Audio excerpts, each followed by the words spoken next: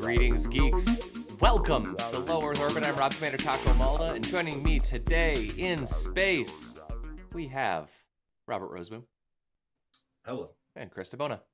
Hey.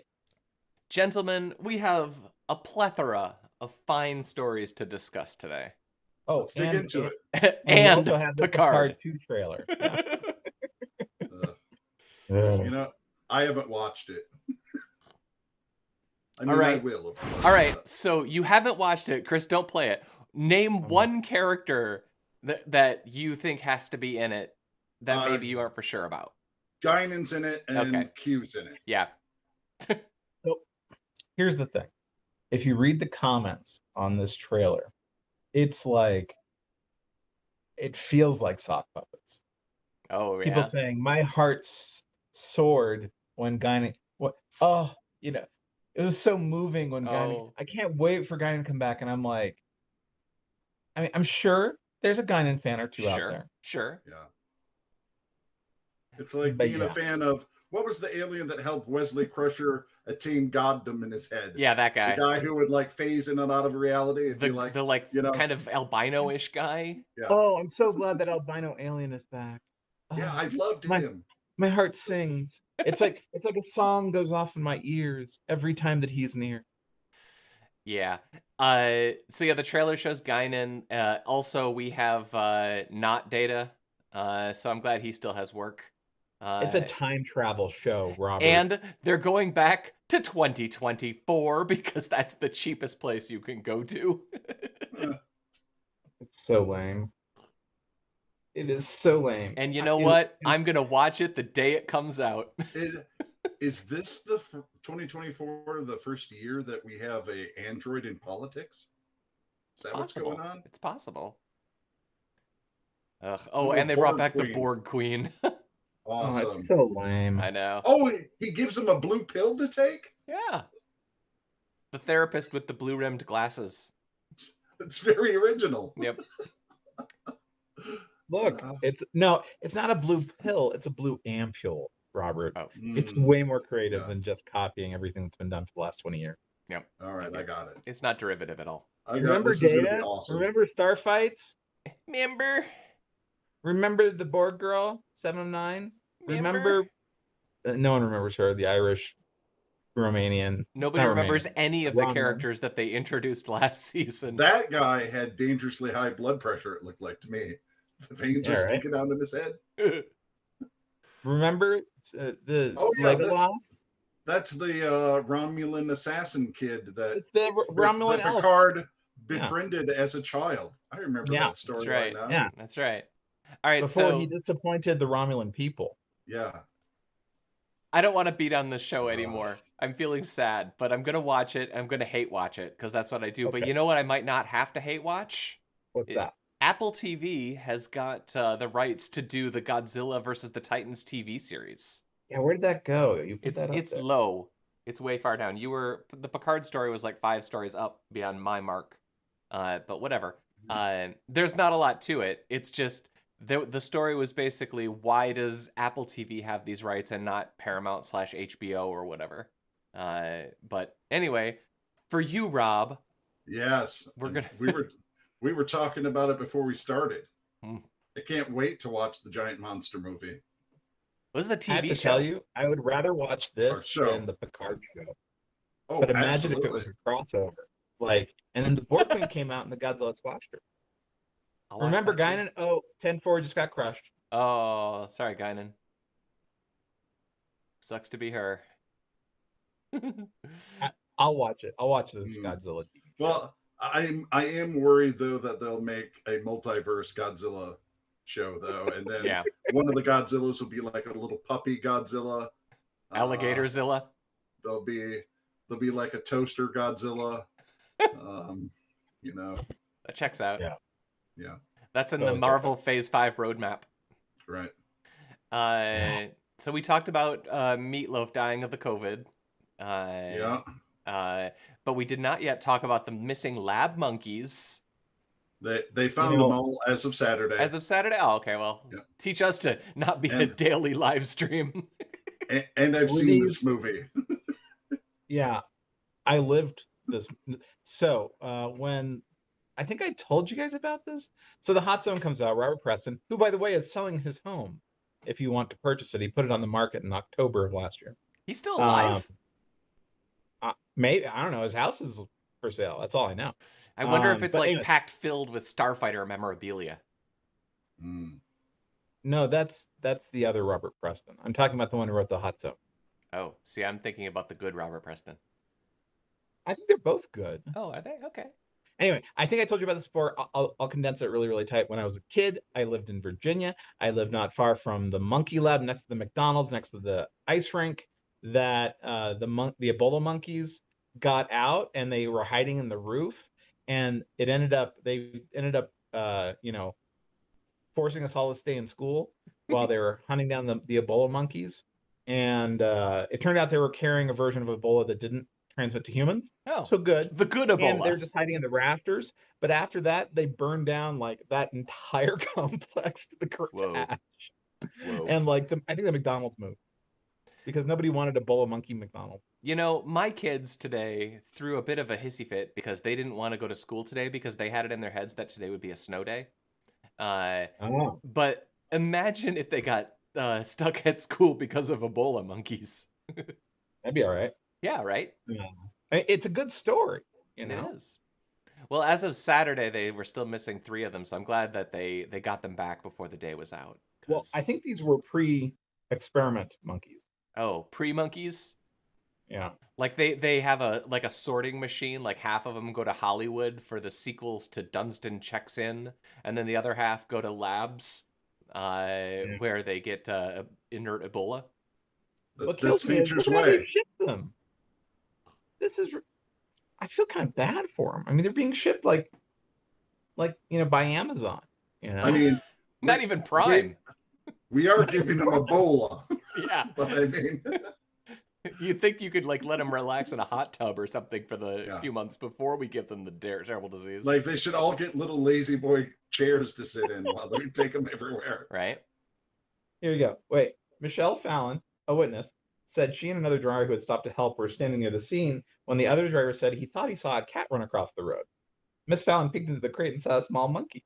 They're monkeys, she told the other motorist. That's a good wrap up for that article. Yep. They're monkeys. There are monkeys, guys. All right. Checks out. That's somebody who wants to do better at the AP. He's like, you know what? People don't want to have the art of writing anymore. So I'm going to put it at the end of the article. There are so monkeys. People like us can appreciate. I appreciate that, guys. I just wish that they would write headlines that weren't like for jerks. That's what I want. You're against clickbait now? Yeah. Mr. Slashville? Wait, you mean you think I've ever been for clickbait? Oh, you're super into clickbait. You're the king of clickbait. That is so not true. Do you remember how many headlines I rewrote? I'm just ribbing you. Oh, it hurts. That's not even funny. All right. What's the problem with NFTs now? Well, nothing as far as I can tell. No, I just shared this story because we've talked a little bit about Bitcoins and NFTs, and I actually thought that this video it is like 2 hours long. Yeah, but I thought that this was really concise, really interesting. You can almost skip the first hour and 10 minutes or so because that's sort of like a history of Bitcoin and like shared, and whatever, blockchain and stuff. But like the last 50 minutes or so, he kind of goes through like what's going on with NFTs and like I thought the last 50 minutes or so, like he expressed a lot of thoughts and ideas that I haven't really particularly thought through, and I was really glad of it. So I'm going to save you 2 hours, 18 minutes, and 22 seconds. That it's not worth your time. The video? Yeah. All right. Well, I'm telling you it is, but you're welcome to disagree. I appreciate the scooch forward an hour and 10. That's good advice. Well, the first I'm going to scooch forward 2 hours and 18 minutes. That's great. No, the first hour is stuff that you know. He's explaining Bitcoins. He's a little bit of history, a little bit of a little bit of context. But once he starts getting into the actual NFTs and like a little bit of like what's going on in that space specifically, and then it really gets great. at like about the hour 30 mark or so, because then he's talking about like different scams that have occurred over blockchains and over NFTs, and like just examples of things that are going wrong, and like they're just going to go more wrong.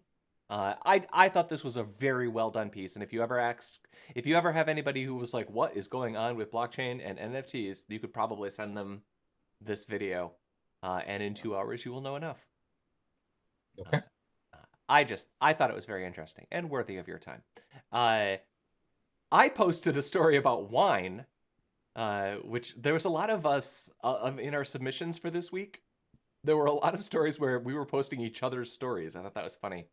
Because I feel this is more of a Chris story. Yeah, no. So I think actually we posted this on Slashdot. We very well might have, like 20 years ago. Yeah. Because there was a big impact on Merlot, and and Pinot. Zinfandel. They also came down or whatever. But like people are like, I'm not going to drink effing Merlot. That's for primates. That's for Yep. The story is just that when the movie Sideways came out, and who is it? The Rhino says Paul Giamatti. Yeah.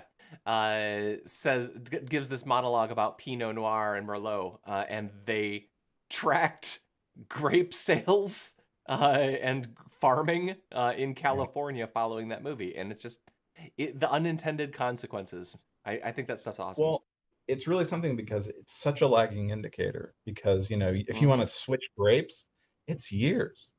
For sure. It's nutty. Takes like a decade to get apples, right? So how long do I have to wait to get my own Pink Lady apple tree? Well, that's why you cleave them together. BS like that. Yeah, probably not long for Pink Lady because that's a hybrid. So you just graph it. Now, if you wanted a honey crisp or a cosmic crisp, that's going to cost you, baby. Oh. Cost you. Anyway, I like that story. No, those are fun, interesting stories, because it's like, how flexible do we end up being just because of some dumb movie? It's like, oh yeah, I guess I really didn't like that. Like if I were to watch that NFT thing of yours, would I end up liking NFTs? No, you would not. That guy's whole premise is that NFTs are scams. Oh, and here's the thing. If I'm going to spend 2 hours and 18 minutes learning about some obscure thing, I'm going to probably go rewatch or re-listen to that Defunct Land on Disneyland. Do you remember that? I love Defunct Land. That was a great video. I subscribe to Defunct Land, and if a Defunct Land were to come out right now, I would probably watch it today. Yeah, right. You'd say, screw you guys. And I would say, I never will get to go to Disneyland because of COVID, and now my children are old, and they think it's stupid. Okay. So it's funny. We've run a version of this story probably 100 times too. For sure. So it keeps on getting better at de-pixelating. Yep. So this is a story about whatever the state-of-the-art technology is on recovering redacted images, specifically the pixelated ones, and they also talk about the Gaussian blur versions. And basically, the technology is getting better and better, and particularly with video. Because you might have many different images, many frames of your video, that gives you more data to successfully de-pixelate images. And this article is interesting. It's getting better, and it had a little story in there about the guy that had the QR code that people that was on TV for a few seconds, and they de-pixelated the QR code. Good story. Yeah, no, I think these are really enjoyable. Computational photography is remarkable, and there are some times where you think, okay, for instance, if you want to de-blur a human face, right? The reality is, there's a lot of humans, but there's a lot of people who look alike. So it's like, are they de-blurring to the actual person, or are they de-blurring to their idea of a person? Sure. Yeah. I just watched recently, like this weekend, there's a YouTuber called Retro Recipes, and he put up I have mixed feelings on Retro Recipes. I think the guy is charming, and I think he keeps trying to put his wife or his girlfriend in the videos, and she lacks any sort of screen charisma whatsoever. And he has whole videos with just her now, and I'm like, come on, man, I'm a Patreon of this channel. And I'm like, that whole video I don't want to watch because she doesn't have the charisma. But he had a video last week where he did sort of a parody of how did this get made. From the Commodore 64. But from the Commodore 64, and all of the that video, is really good. all of the video was AI upscaled. Yeah. And it's worth a watch because it's so uncanny valley weird bad. Like this is a case where the upscaled AI I thought was more detracting from the material than it was worthy. What was really interesting about it is I expected like an assembly video. They actually go deeply into the chip reduction. Yeah. I mean, I haven't seen stuff like this since like the Intel Museum, you know? No, it's a really cool video. And the technology is neat. He did a really great job writing, editing, and everything. But like you'll constantly be watching it, and like the upscaler will detect something and think it's text, but it won't think it's English. So like random symbols appear. And you're like, I think this is words, but it's not. Like it's throughout the video. It tried to turn these into like what they aren't, you know.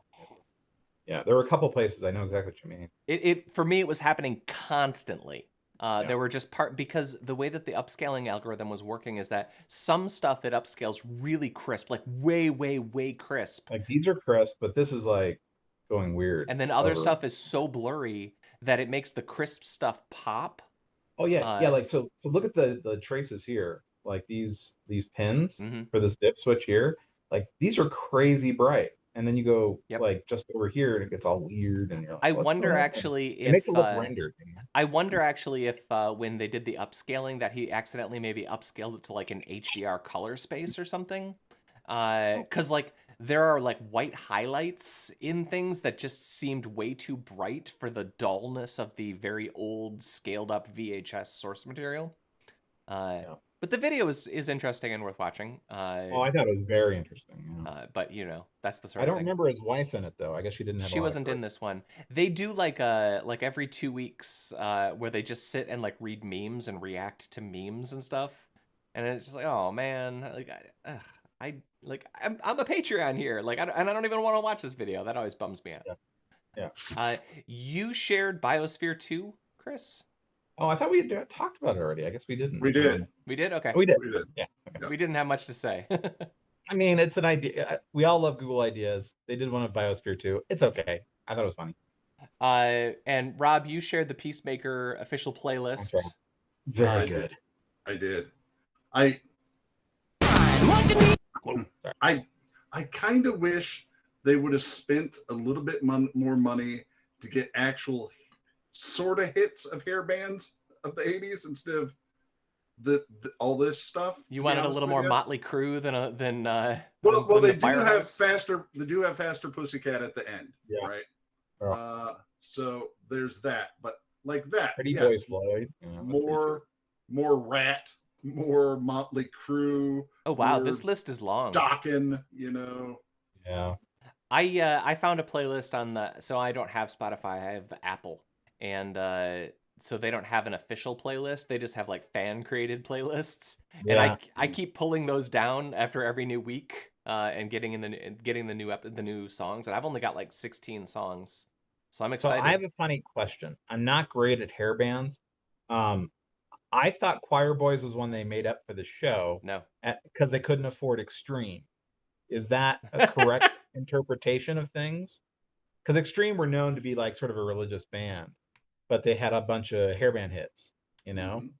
And then he had that whole thing about heartbreak that he was singing when the butterfly was attacking him, and like that sounded kind of like Extreme's, you know, more than words. But, the only Extreme song that I remember. Yeah. No, Choir Boys from the 80s. Well, they're a real band? Yep. Spelled with a Q. Spelled with a Q. I am loving on that show, and the most exciting thing to me is one of my kids actually likes it, and I love when I find a show that one of my kids actually wants to watch with me. It's pretty rare. That is cool. Who shared the sea urchin story?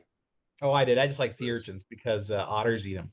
And I like sea otters. So I'm like, maybe some otters are having a feast right now. You know? So that's all. It was just like this crazy massive sea urchins that washed up. You know, There's a story in the game where a whole bunch of sea urchins show up outside the beach as well. So and then that's a what that bunch of reminds me people. of. So Robert Rosewood was a fucking artist. That's all I'm gonna say. He came up with this whole like thing. One of our slacker characters, he finds out he can inject the sea urchin venom, and it's called Lurchin with the Urchin or something. And Yeah, it's so lurchin. funny. It was the new fad. All the kids It were was a new lurching. fad. Yeah. Yeah. So it was really funny. We also have vanilla fraud. Yeah. Yes. This is another example of like we're submitting stories for each other, I think. This is a great story. I love food fraud stories. You know, whether it's grouper in Florida or meat, you know. Yeah, it just shows you that, you know, it's where the money is. If there's money involved, someone will try to cheat. Right. And so they found an amazing amount of vanilla fraud where they were extracting all the beans from the pods and then dipping the pods in artificial vanilla and reselling them, selling what they said was powdered vanilla concentrate that wasn't, it was just sugar with imitation vanilla mixed in with it. Good time. All kinds of stuff,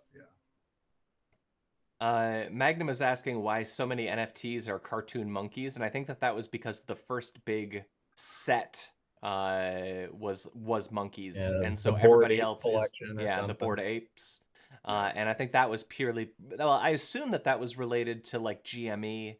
I think so too. And the subreddits, the Wall Street bets, like Wall Street bets. They call each other monkeys. They call each other apes. Yeah, they call each other apes together strong. And artards. Right, and diamond hand hodls or hodl diamond hands. Which ain't working out too well for the diamond hands this week. The Bitcoin is down like in half in the last couple of weeks. Have I talked about Las Vegas with y'all? Where you talk to people who are big gamblers, and they're like, "Oh, I'm up 1,000. I'm up 1,000." They're always crazy about their ups. Yep. And then you're like, "Yeah, but you've been here a couple of weeks. Is that you've been up the whole time?" Oh no, I lost like 20 last week. No. See, I for years and years and years kept track of my total lifetime gambling, and I only ever kept track of that one number. And I quit at some point keeping track of it, and this is after like 15 or 20 years, because I was up like, I don't know, maybe $100 or something. But this was over 20 years of blackjack. I'd say that I've probably broken even. So I played scratchers when I was 19. I just turned 18 or something, and so I went and I bought 4 scratchers.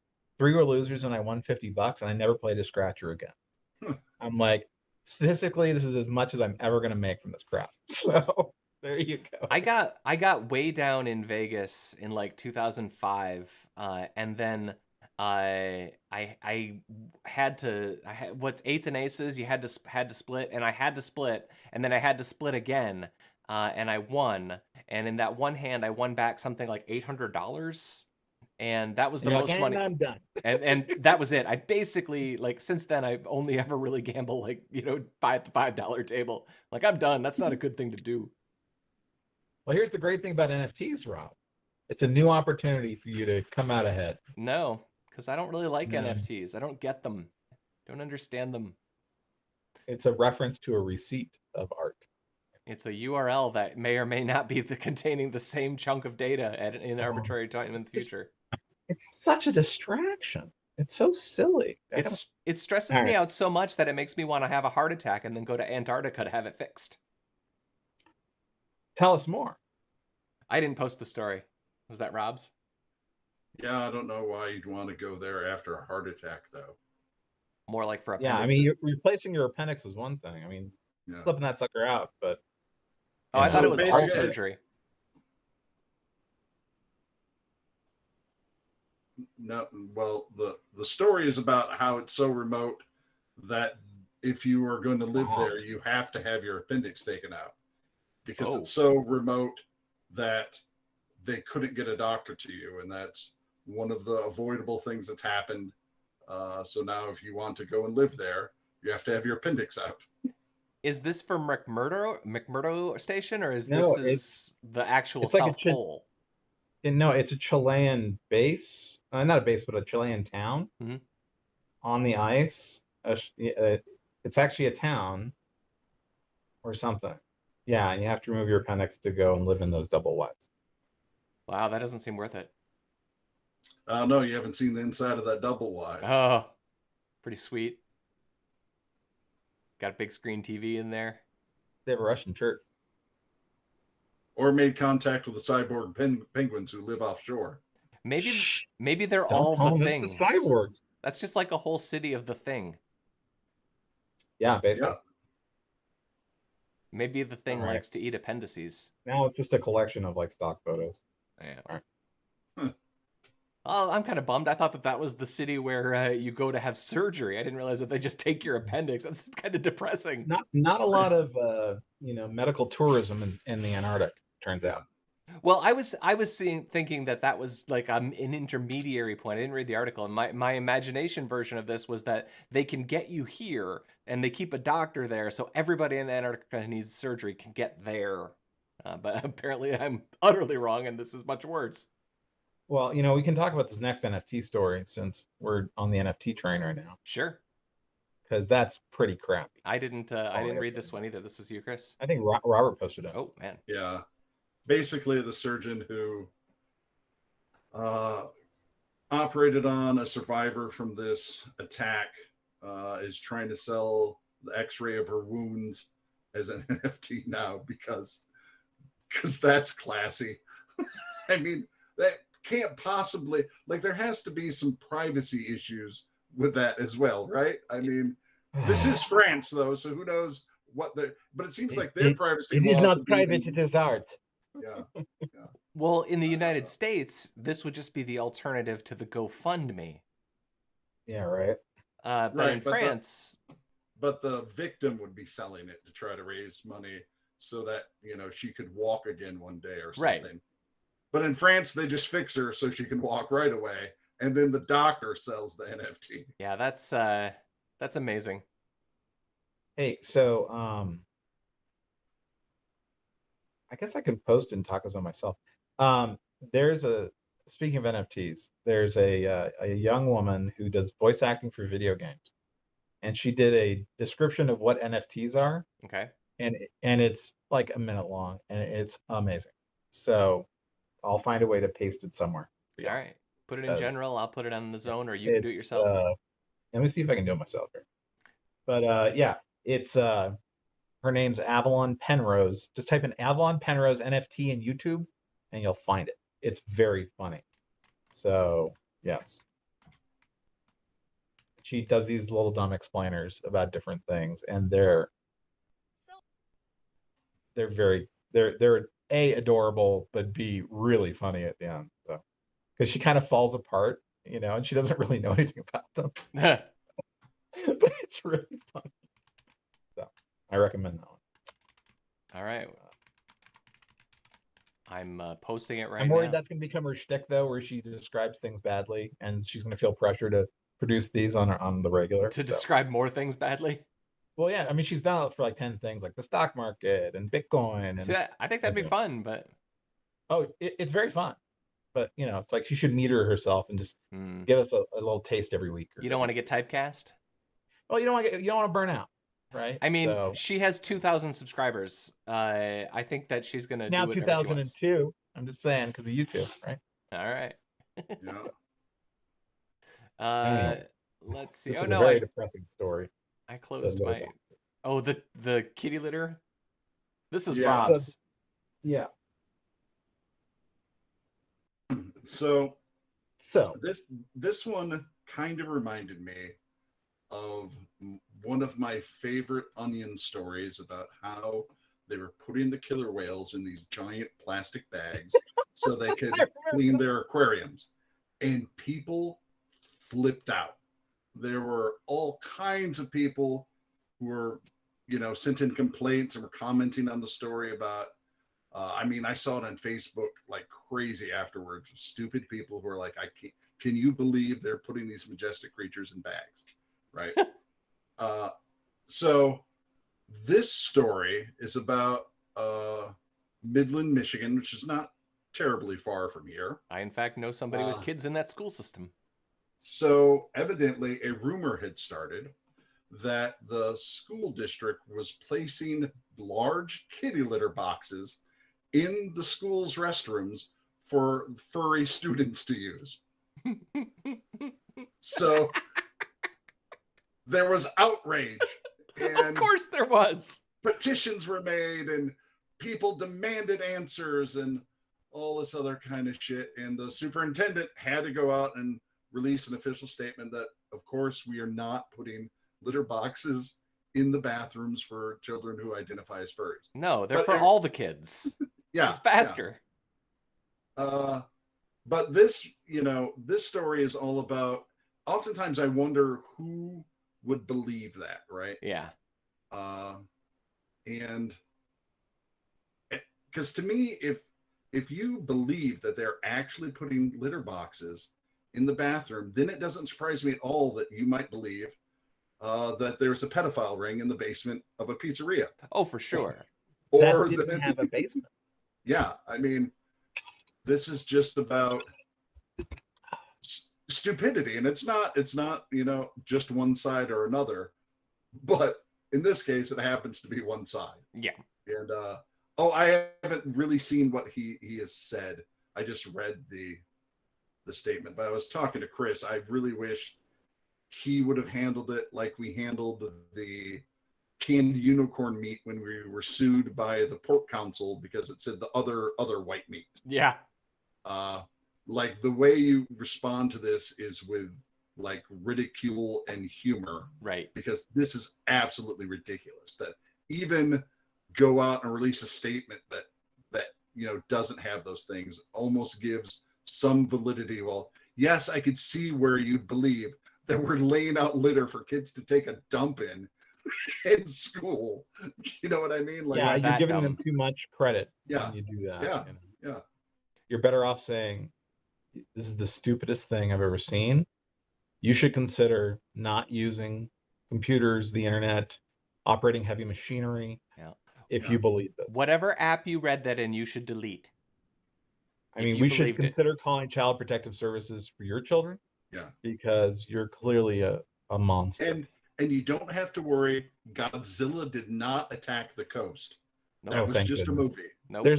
There's no massive, Cabela's-sized abortion plex being opened by Planned Parenthood. There's no... Guys, the Star Wars finished a long time ago. A long time ago in a galaxy far, far away. They are not actively occurring. You don't have to worry about your children being recruited to fight in the Star Wars. But in the Star League to defend the frontier against Zerg and the Codan Armada, right, that's very awkward. With Robert Prescott, yeah. So at least this week in the middle of Michigan, there will be some relieved parents because they won't have to worry about their children being exposed to someone in a chipmunk costume popping a squat over a box of litter in their bathroom. It's worth pointing out the co-chair of the state GOP fueled the rumor on Facebook, writing, "Parent heroes will take back our school." Yep. Yeah. They're definitely not taking advantage of people's naivete. Oh, man. Militia Gan, man. What are you going to do? I'm going to stay here. So where is Midland Public Schools? Is that near you all? It's kind of north of me. Yeah.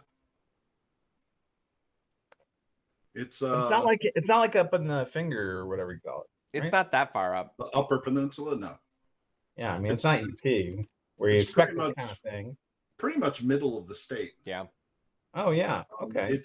It's right where they had the giant flood last year. Oh yeah. Well, you know what brought the flood? God was offended at the furries getting killed. The furries, yeah. Yep. I drive through Midland whenever I'm going north, pretty much. Mm. And well, I am glad at least they gave the custodians there a properly sized scoop, because nothing is worse than using one of those little, sandcastle size scoops to try to clean up after a fifth grader. Right. Those things, man, they don't need nothing but nugs. So when they lay low, lay their load, it's impressive. Here's the thing. So, like, really big dogs, they're basically pooping human-sized poop, right? Mhm. So it's like that's a lot to deal with. Rob is so familiar. So if you had a kitty litter per person, I mean that's a lot of poop. Yeah, that's I what don't I'm know why saying. people are so concerned with poop. Anyway, It's true. Well, I mean, maybe what they need is a new toilet seat. Yeah. To check up on their hearts. there was a story last week about a new method for training cats to use the toilet, which I thought was kind of cool. It's too bad it just tracks the heart and not the brain, right? Mm-hmm. Yeah. Imagine like a cat uses one of the digital toilet seats and it starts freaking out, thinking that it's one of the people, and saying, "Why is your heart beating so fast? Oh my gosh! Oh my gosh!" And you seem to eat a lot of raw meat. Oh, I thought you meant the cat would think it was a person, and then it would like start worrying about bills and go out and get a job and. Yep. Oh yeah, got to get health insurance. Yeah, maybe it's one of the commutative properties of the toilet seat, where Right. when you sit on it, some of your animus, your intelligence gets pulled into the toilet seat, and then the next person to sit on the toilet seat gets that from it, kind of like mono or one of these toilet seat diseases we used to talk about. I see a whole show being built around this, and it'd be better than Picard. Then eventually you find out that the government's had the toilet seat for 50 years and there's a cat somewhere that's the smartest thing in the universe because it's used the toilet seat so long that it's now immortal. It's figured out immortality. Guinan never stands up throughout the entirety of Picard because she doesn't want the seat to lose the sense. She doesn't want to know. So the story, just so that we say it, is that Guinan kitty litter. A company named Kasana has a $30 million toilet seat project that is now going to the FDA, and it's going to monitor your heart by sitting on a toilet seat. I actually... And it may or may not make you more powerful or smart the more you use it. It's hard to say. So maybe that's what Picard's about. Guinan just sits on the toilet for the entire season, gaining power so she can fight Q at the very end. But they're going to thumb wrestle, so it's going to be kind of anticlimactic. Boy. Can't wait, because they're really old. So one of the best things about the internet is you'll sometimes find people. I think this story has been reposted one way or another in the tabloids for 30 years. The giant cat. Like, I got them, they were a kitten. Now it weighs 95,000 pounds. Like, you got a cougar. That kind of story. Or a bobcat. So those happen a lot. Okay, so the last one we had on the list was militarizing dolphins.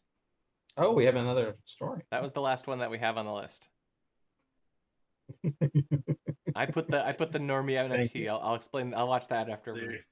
Yeah. So this is one they talk about clickbaity headlines. The headline's a little misleading because it's only this one facility. It's just that this one facility has that many nuclear submarines in it. So it's not like they have military dolphins all over the country. It's just in this one specific area in particular.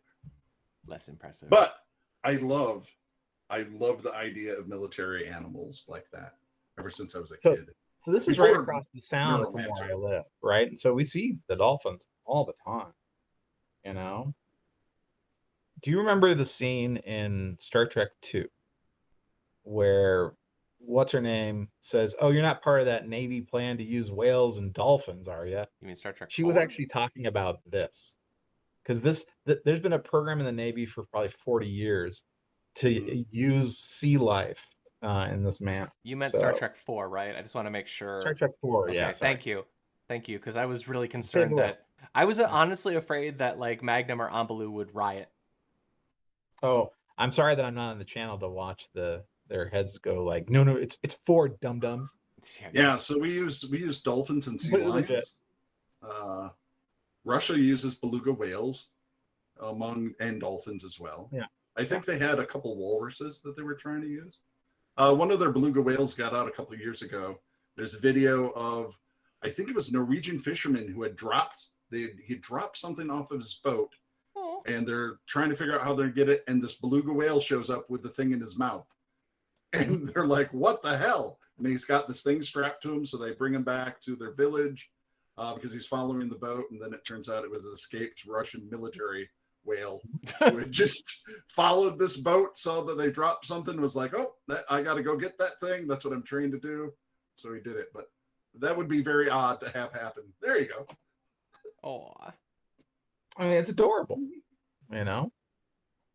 And the thing is, you know, they're like big puppies. They wanna help, and then you give them a little pet and little fish, you know. They're pleasers. I watched yesterday the Jacques Cousteau documentary, the Becoming Cousteau. And I have to say, the documentary is fine, whatever. But the one thing that really came out of it for me is that Wes Anderson nailed it with The Life Aquatic with Steve Zissou. Like, there's so many little things throughout this documentary. It's like, oh, it's like you must have watched all of this footage and just internalized it for the production design of that movie. It's so great. Well, I can remember watching a lot of Jacques Cousteau. I think, wasn't he? It was either right before Disney, The Wonderful World of Disney on Sundays. It was either leading right before that or was part of the production somehow. Something Well, like, there was like, it depends on where you live, but there was like that whole Mutual of Omaha's Wild Kingdom. Yep. You had, you know, Jacques Cousteau. You had, you know, those things. They would all sort of happen. You know. I mean, and that Wild Kingdom is the basis for some of my favorite cartoon shows. You know, with the old man commentator or narrator who would go out, and then the strapping young sidekick would actually do all the dirty work. Jim's gonna go wrestle the jaguar. He's gonna go tickle the jaguar while Marlin sits back in the van watching from 1,000 feet away. It's a little bit Johnny Quest. It's a little bit Venture Brothers. I love that show. Boy, did I love it. Yeah. I love that show so much, dude. When I was growing up, I Johnny watched Quest? every single. No, the Mutual of Omaha's Wild Kingdom. Yeah, me too. That's good stuff. In fact, I used to, my friend Chris Lukey and I, we recorded like on a tape, like our idea of what a comedy album was, and it was basically us parodying Marlin sending Jim into more and more dangerous situations. So, crikey! All right, gentlemen, we have now crossed the 40-minute mark. Let's say goodbye to the world. Go about our days. I was just gonna say goodbye to you. I didn't know that this was the end of this. This is it. It's all downhill from here. Say goodbye to the whales. Goodbye to everything. Goodbye, Rob Roseman. This is the end. See ya. I was Rob Commander Taco Malda. That was Geeks in Space. Hey, I don't know. Maybe we're watching a movie today. Hard to say. Bye.